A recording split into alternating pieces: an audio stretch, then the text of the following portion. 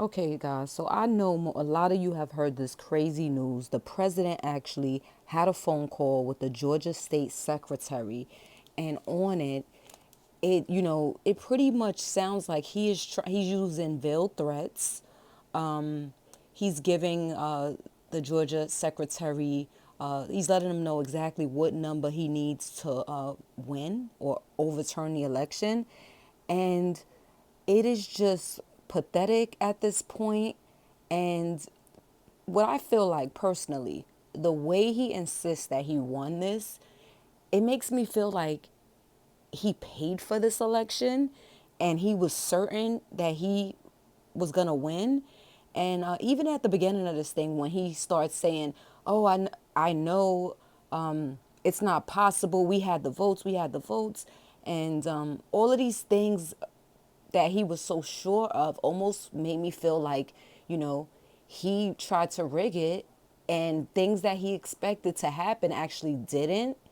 And that was like, you know, well, I paid for this, so I did everything to do it. And everything he's describing, even from the beginning of this, sounds like the things he actually did, but knew were possible because they were things he did. Do you get me?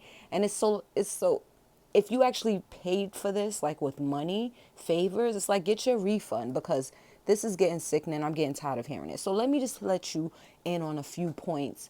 I haven't even finished. I listened to a few news reports on it, and I just started listening to pretty much the full phone call, and I had to jump off and just make a quick video about it because I'm going to tell you what he is using. It almost sounds like he's definitely trying to steal the election, but he's on the phone with lawyers and other people in his party, and they're aware of how they should word things while still implying that it is in this secretary's power to basically make something up or do something or at least support this claim. I'm not sure what they can do, but anyway, let me just go over what he is using, the crazy things that he is using to support this claim. So he says that he only needs 11,779 votes. That's what he was down by, I believe, right? And so he says, before he even gets to the fact that he says he knows he won. Everybody knows it. People are going to be angry. So there are a bunch of threats there. But before he even gets to that, he actually, he's an expert, you know, con artist. I mean, I don't really want to call, a president, but he's a con artist, and he's learned this from being a businessman. This is a tool that he uses often, you can tell. Okay, so they're there with him because it sounds like this is something that he really wants to do, but they're there on his behalf to stop him from. Probably coached him on what he can say legally and not, and then deny, and then to throw in certain things. So for me, there's almost like a pause after he says, we won, to see if he's even open to that, you know, open to the corruption without these ludicrous and insane, details or whatever you call them, theories to support his claim that he won. So again, he says everyone knows we won. And then he says he only needs this amount of votes. Again, that is 11,779, right? That's all they're down by in Georgia. So there's like a little bit of a pause there to see if he's receptive to this, or will he already cave with the few threats? But then he goes further. And this is where this con artist comes in, and probably some legal advice on how he can actually pull this phone call off and it not be criminal. But I think something about it tells me that this could still be. I would say it's criminal. Okay, so after he gives him that number, he says, first of all, the most bizarre thing he comes up with, remember he's obsessed with crowd size. The first bizarre thing he uses to support his claim that they won by this landslide and was crowd size.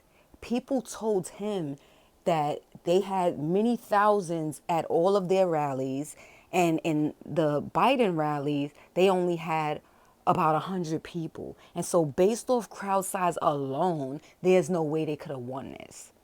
Guys, do you see the do you see the craziness in this? This is crazy. So you know the next few things if you haven't watched it for yourself, the whole phone call and just the clip, how bizarre and sick this is gonna get.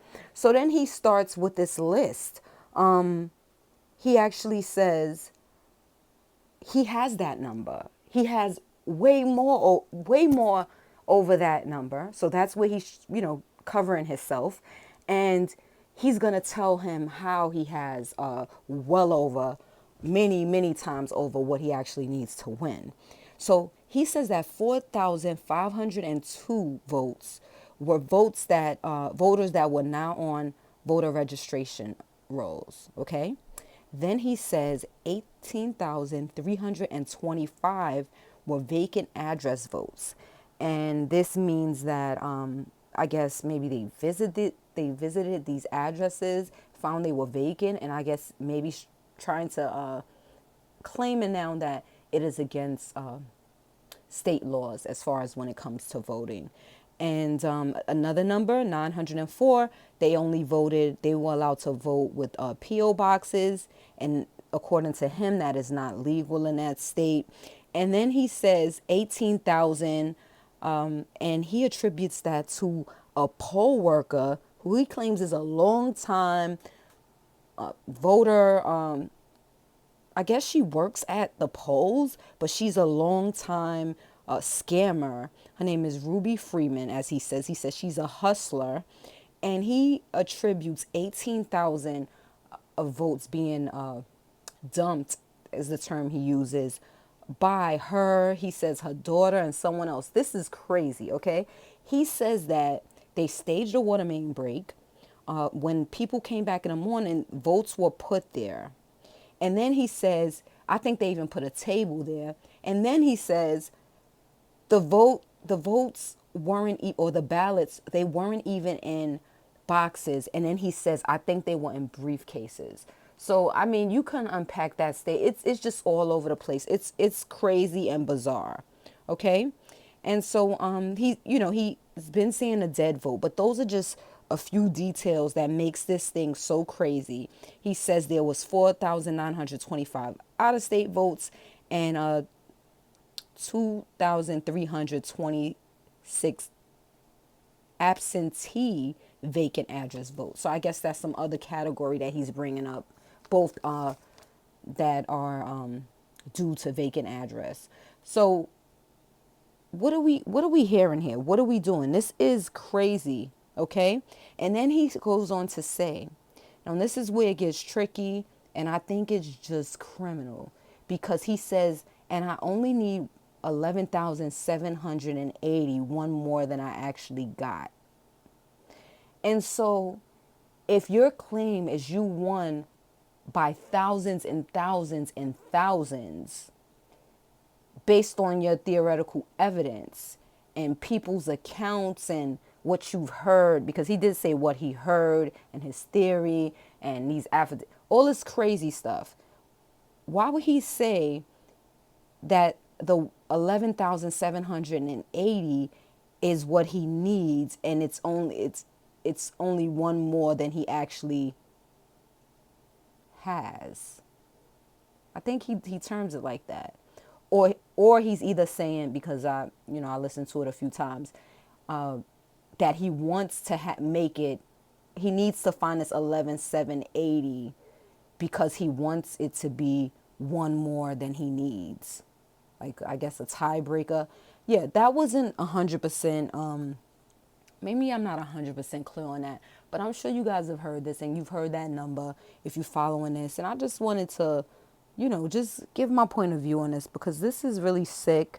It's crazy. And, if they're thinking about appointing or creating some new laws, yes, they definitely probably need to look at that. Hopefully he's not involved. I'm not sure if there's much he can do in a lame duck, portion of his presidency. But if they're going to look at this, clearly they need to, implement some things, vote on some things that will protect voting against this type of sham, right? And so they definitely need to do that. Yes, and because 2020 has been a crazy time, a time we want to forget, they can probably think of some way to just wrap up this whole process and people take office by the end of the year. Because if anything like this ever happens again, we do not want to drag this pitiful, sad, loser mentality into a new year. We don't want to do it. And, so maybe they can figure something out with that. Because let's face it, I think we could all safely say that a hope for all, Americans has been to just not take negativity into the new year. Let me know what you think.